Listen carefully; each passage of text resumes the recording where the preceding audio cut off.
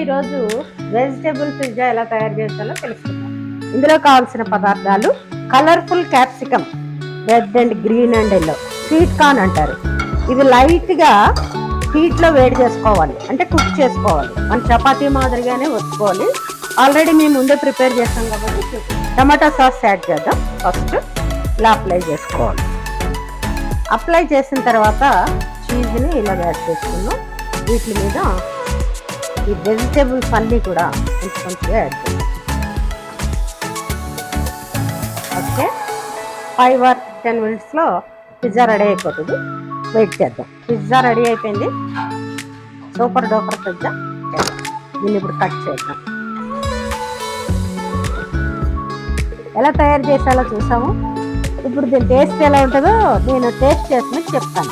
ఇది vegetable pizza ఎమ్మీగా ఉంది.